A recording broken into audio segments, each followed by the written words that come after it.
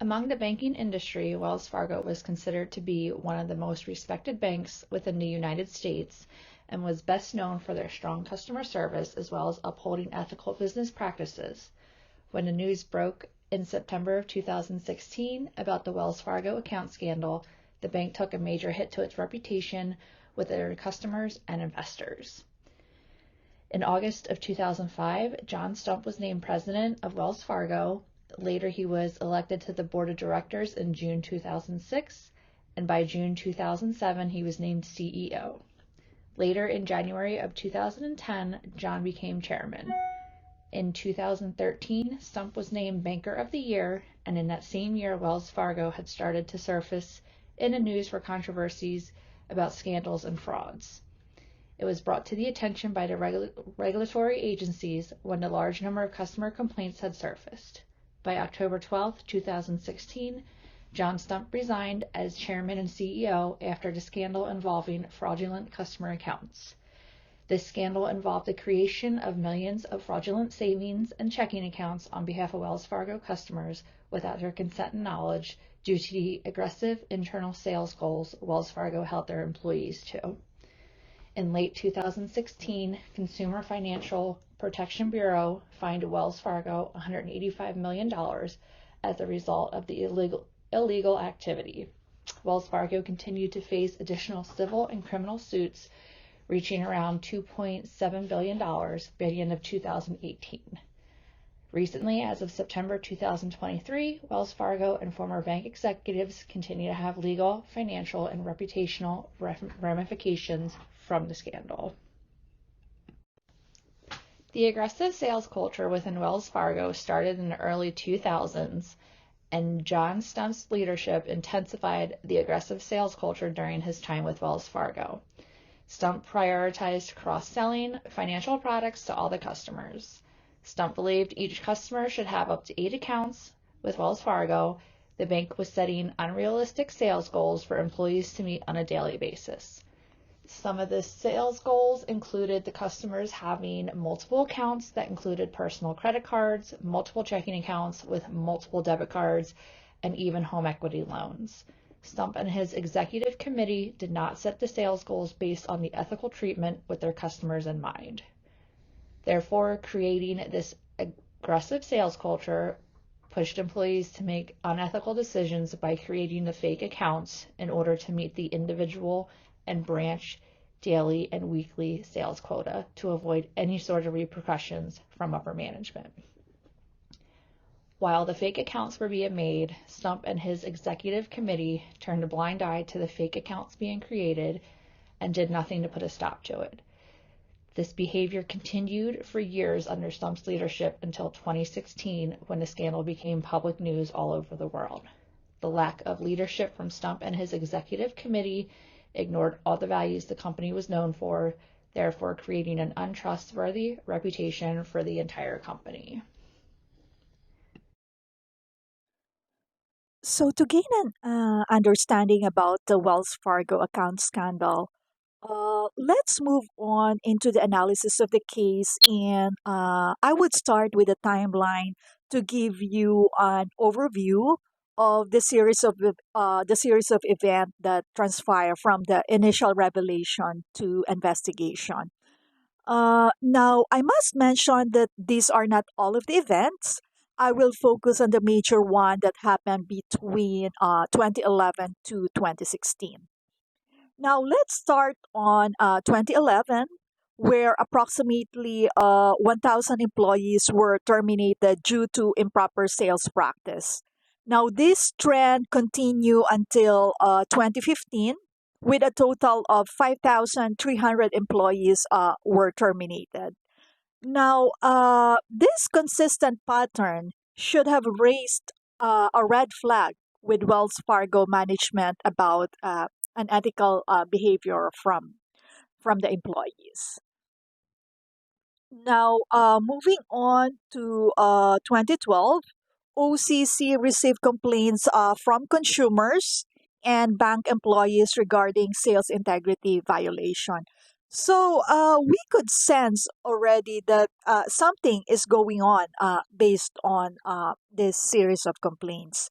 Now, the scandal gained public attention in December 2013 when the LA Times exposed the intense pressure on the employees to meet the sales goals. Now, this triggered additional investigation by the regulatory bodies like the OCC, CFPB, and the Los Angeles Attorney's Office. Now, despite the OCC call for improved risk management in 2015, the scandal continued to persist and evolve. Then came September 2016, which was the turning point when Wells Fargo acknowledged in creating millions of unauthorized accounts, resulting to fines amounting to 185 million. Now, during this time, we there was also a series of hearing went on between Senate and Congress, where John Stump, the former CEO and chairman of Wells Fargo, faced significant criticism for not taking accountability and delayed action in managing the crisis. Then he retired in October, surrendering 69 million in compensation through penalty and clawback measures. So, in a nutshell, this timeline lay out the key events during the Wells Fargo account scandal.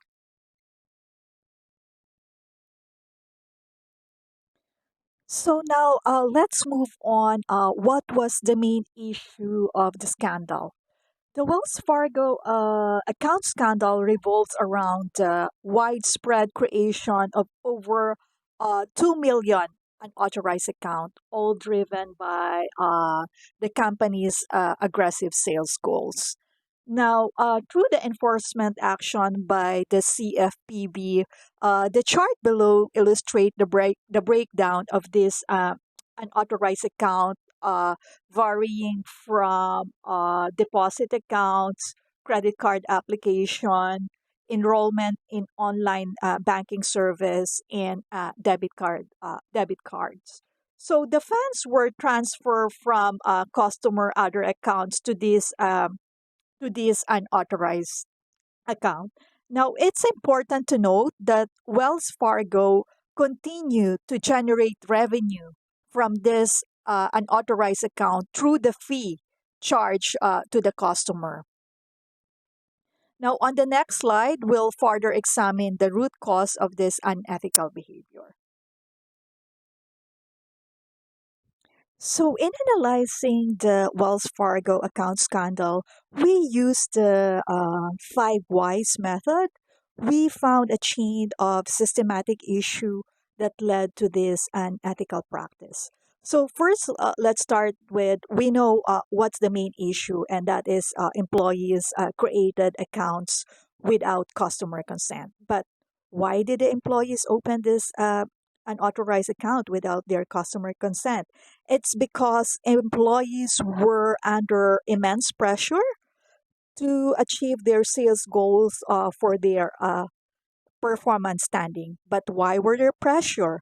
Because Wells Fargo sales targets were aggressively high and unrealistic.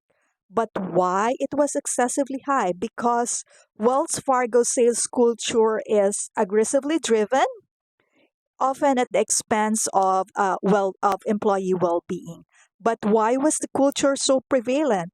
Well, the answer lie it's because the leadership prioritize cross-selling to elevate stock prices, and they tend to prioritize short-term gains over ethical practice and the welfare of their employee. So this chain of why exposes not just a single failure, but a cascade of decision and priorities that ultimately resulted in a significant breach of trust and ethics within the company. So now let's move on to the SWOT analysis to assess Wells Fargo's strength, weakness, opportunities, and threats. So, by examining these factors, we could gain insight on how we could navigate these challenges and capitalize on opportunity. So, let's start with strength. Wells Fargo, we all know that Wells Fargo's boost significant strengths, including a well established brand, strong market position, and extensive global presence. They have a very strong revenue and profits, which further solidify their competitive standing.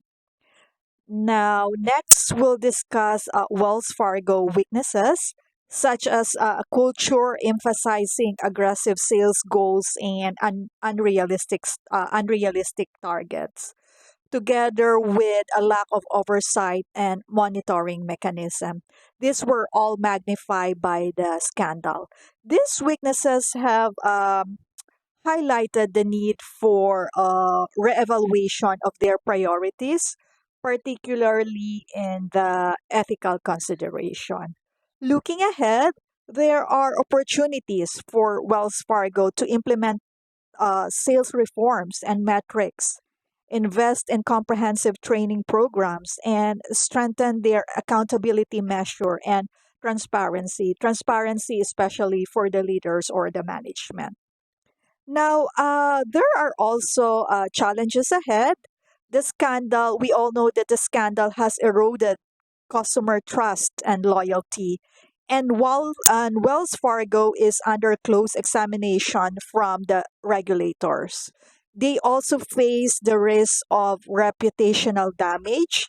So it's crucial for them to navigate these challenges while seeing this opportunity to ensure their continued success.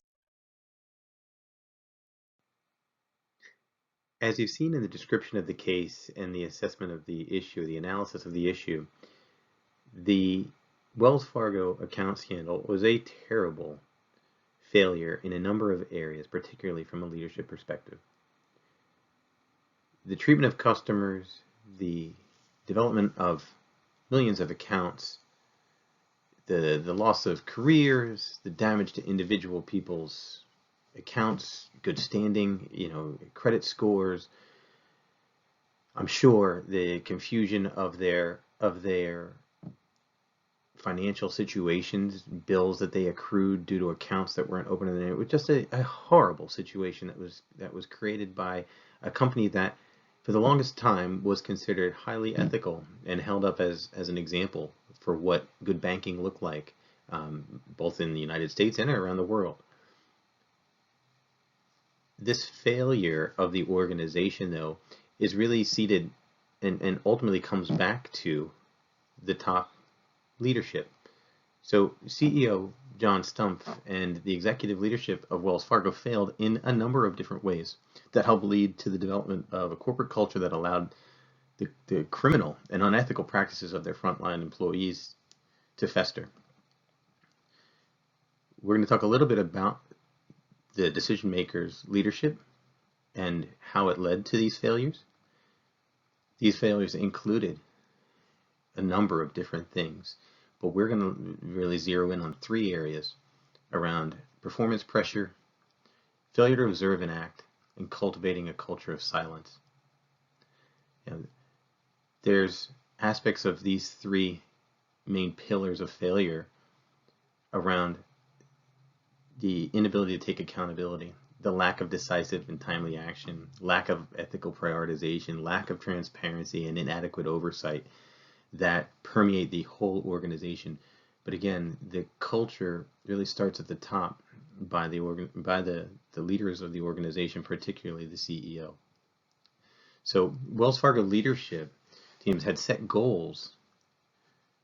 Again, in that historically, goal setting is not a bad practice to take on, especially within a performance-oriented business like banking. But goal setting can be a positive, or if left if left untended and the goals are set in a inappropriate way and not tended to and reviewed over time to ensure that it's driving the behavior that you want, then they can get away from you. So this performance pressure, let's break it down into the three areas that we've talked about. So performance pressure, what does that mean? So leadership had set goals to cross-sell products at a rate of 8 per customer, which outstripped their competitive and peer organizations within the industry by a large margin. And for years, they had been able to actually achieve these goals to the wonderment of analysts and peers to say, how could they do this? But they were performing at a very high level relative to the goals that they had set, which is the intention of goal setting. However, sales performance goals had become detached from a clear vision and really, a foundation of ethics within the organization. So that when you're not anchored to a set of core values and priorities, the sole focus then of your frontline sales organization is just to achieve the goal at all costs. This allowed for a singular focus on performance goals at the expense of everything else, right? That coupled with a toxic culture occurring at the branch levels in this disintegrated organization, this detachment from sort of the central corporate hub, allowed for this culture to really develop, in some of the subsidiary branches. Right? The failure to observe and act being the second level of failure from a leadership perspective by Stump and the executives is that as they were getting whispers of problems, as they did start to see reports coming in, as in 2011 when the first firings started to occur for inappropriate selling practices and knowledge became available, despite that knowledge of the fraudulent activities, Stump failed to take immediate corrective action. There was an opportunity, a window of time at that moment, and maybe a few windows within that time frame to take decisive action that would have signaled to the broader organization that this will not be tolerated, that it's out of step with our organization's history and our ethical codes and everything else. But much like we've discussed in class, if you have processes and standards in place but you don't have teeth in them, right? If you say, if you break this rule or go around this process for ethical behavior, there will be some sort of repercussion. If you miss the opportunity to do that, it sends a signal to the organization. So that inaction allowed problems to escalate, and it damaged customers and the bank's reputation long term. So Stump's slow response and underestimation of the issue also allowed the situation to worsen until it became public. And I think, I equate this to a burying of the heads in sand. I believe it was something that was visible to the executives, particularly Stump, because he made mention of it in his congressional testimony that this was just a small percentage of the overall organization. These 5,300 employees that were ultimately let go, these frontline employees were just a small percentage of the overall sales force, and so on and so forth. All language in his testimony that speaks to a minimization of the problem. And I think over time, that minimization of the problem led to the problem being able to grow, the impacted customers to grow. Right? So again, I equate it to a burying of the head in the sand, hoping that this is just a small group of people doing bad things, and it's not endemic across our organization. Unfortunately, it was. The last piece, this cultivating a culture of silence, actually takes this one step further. So where it's not just a failure to observe and act, it's also cultivating a culture of silence in that the bank terminated these 5,300 employees for improper practices, but those actions primarily placed the blame on lower level employees, right? Rather than addressing the systemic issues and aggressive sales culture encouraged, by the leadership decision making. So again, Stump's burying his head in the sand that this is just a small group of people, and the blame is fully pushed out to frontline sales associates and some frontline leaders, and there was no examination of the top-down leadership and the structural challenges that were also a part of what allowed this to occur. So when the accountability is like, oh, we can just cut out this little bit and it's going to stop the systemic cancer that's occurring, it didn't happen, right? So it allowed him to shift the responsibility to these frontline people, and the upper level really didn't feel it until it became a much larger problem, congressional oversight and other things that ultimately took him down in his executives and has still damaged the company to this day. But that initial push off of responsibility to just, it's a frontline issue, small percentage of people, not a big deal, again, is a failure of leadership. So the other piece that leads to this cultivating a culture of silence was that it was not only that they were burying their head in the sand, there was active retaliation occurring for employees who were trying to raise signals of these improper practices for a longer period of time. And reports after this scandal broke, reports of employees that had actually used the mechanisms put in place, the ethics hotlines and the HR business partners, and had come forward as whistleblowers, that there was actually hostility towards those individuals. At a minimum, no action was taken when problems were brought forward, and at the worst, there was actually retaliation, and there were records and reports of individuals being targeted for things other than what they whistleblew about, minor infractions that would then be used to eliminate them from the organization, because they were trying to raise a flag. So that type of corporate behavior creates a chilling effect on individuals' willingness to speak up in general. So now you have people who are unwilling to support the organization and say, hey, I'm trying to help out for everybody because I see these bad actors doing things. So now I'm just going to keep quiet because it doesn't pay off. It's not worthwhile to raise your hand. It's just going to get my head chopped off if I stick it out of the foxhole. So I'm not going to do it. So now it allows the bad actors to do even more bad acting, which then leads to even greater abuse of the customer. So these three things in general, when added on top of each other, just create a recipe for disaster, and that's exactly what happened.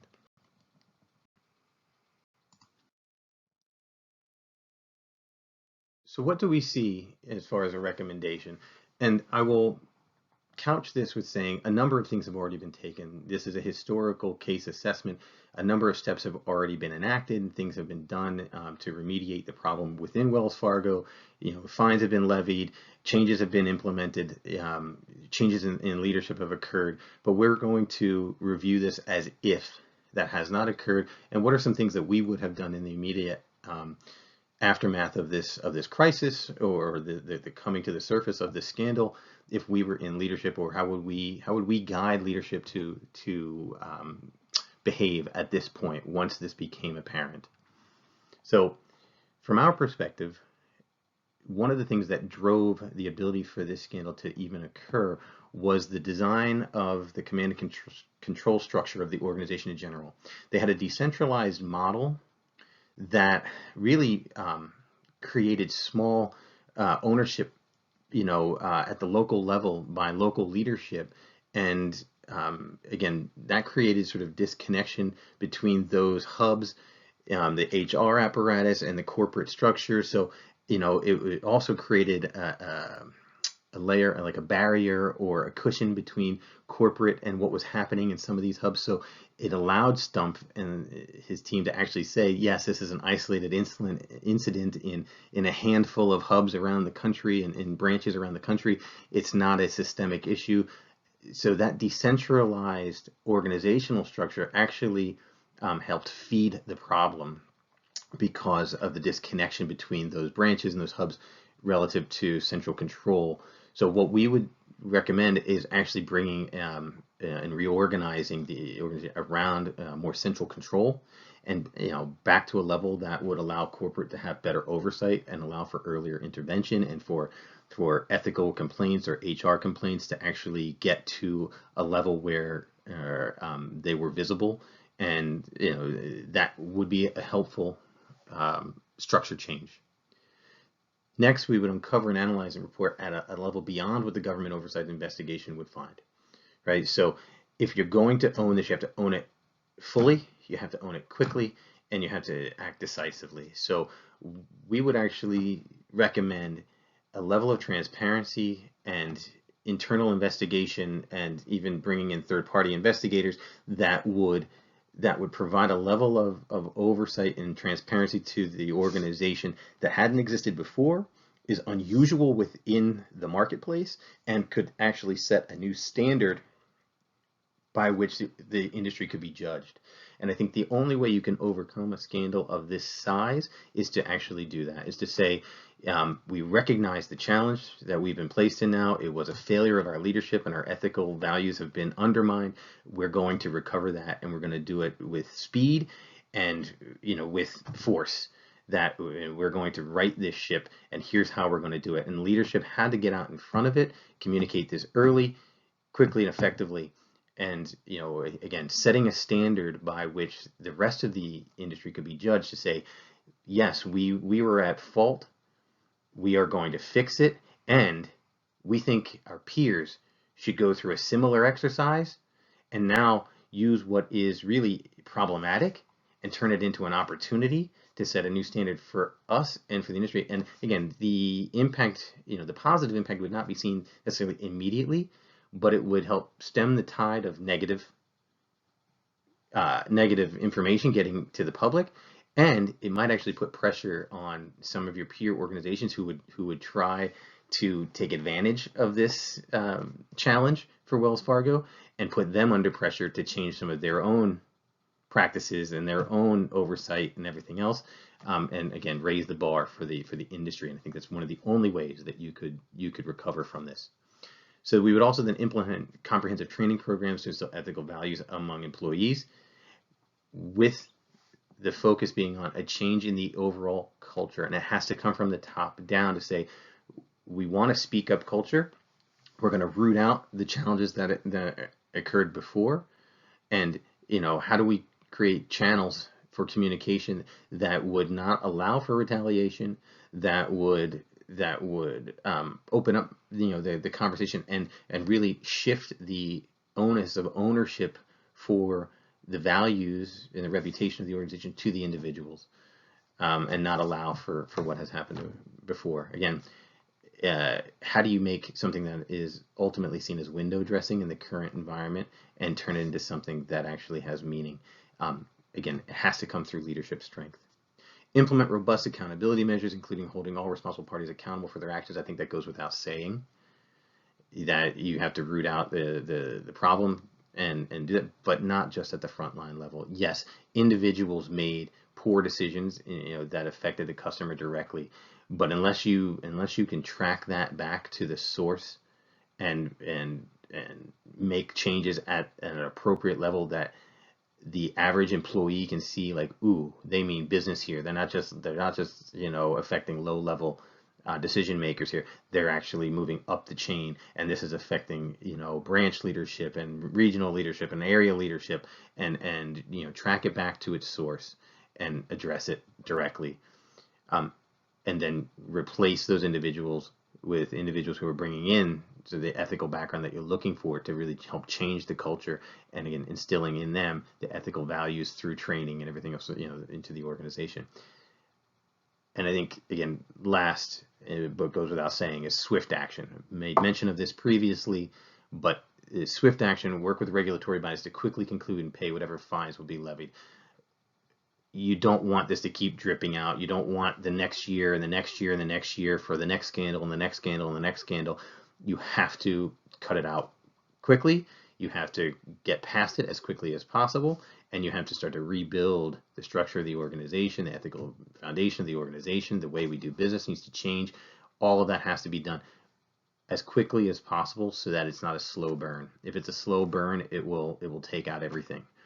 So how do we cut this out quickly, swiftly, and with the level of effectiveness necessary to really move us on to the next phase. So in conclusion, we've taken you from inception to completion of one of the biggest banking scandals, if not the biggest banking scandal in the history of U.S. banking. The Wells Fargo account scandal involved the creation of millions of fraudulent savings and checking accounts on behalf of Wells Fargo customers without their consent and knowledge due to aggressive internal sales goals. Terrible. What a terrible, terrible thing that has occurred here.